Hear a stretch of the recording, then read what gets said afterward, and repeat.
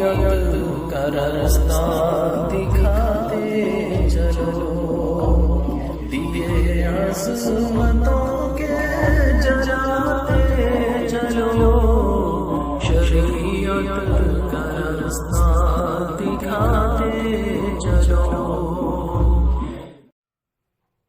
ایک حدیث شریف یاد آئی، المجالس و جواہر العلم جلد نمبر 3 میں ہے کہ حضرت سیدنا اکرمہ رضی اللہ تعالیٰ عنہ یہ اس حدیث کے راوی ہیں۔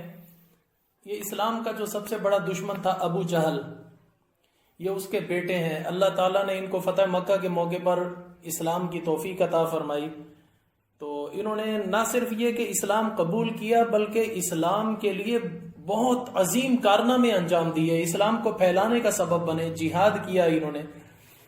تو یہ اس حدیث کے راوی ہیں۔ وہ فرماتے ہیں کہ حضرت عبداللہ بن عباس رضی اللہ تعالیٰ عنہ وہ فرمایا کرتے تھے کہ میں نے نبی اکرم صلی اللہ علیہ وسلم سے ایک مرتبہ سنا کہ آپ صلی اللہ علیہ وسلم ایک قصہ بتلا رہے تھے کہ ایک عورت تھی،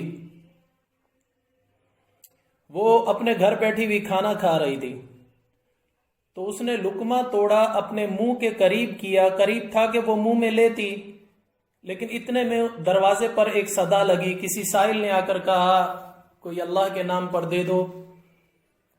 تو اس عورت کے پاس اور تو کچھ نہیں تھا، اس نے اس صدا لگانے والے کو وہ لقمہ بھی اللہ کی رضا کے لیے دے دیا۔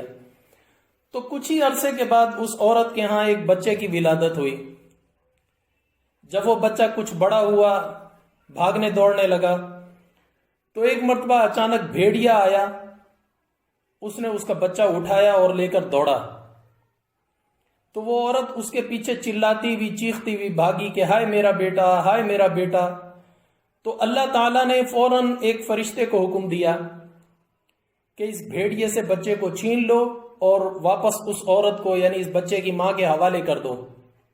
اس بچے کی ماں کو کہنا کہ اللہ تعالیٰ سلام بھیجتا ہے اور اللہ تعالیٰ فرماتا ہے کہ یہ لقمہ یعنی یہ بھیڑیے کے منہ کا لقمہ یہ اس لقمے کے بدلے میں ہے جو تم نے میری رضا کے لیے اس سائل کو دیا تھا۔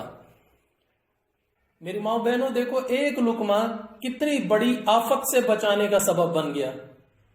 آج کل ہمیں اللہ کی راہ میں خرچ کرنے کا نام لو تو بخار چڑھنے لگ جاتا ہے اور اپنے دیوالیہ ہو جانے کا بہت بڑا ڈر لگ جاتا ہے۔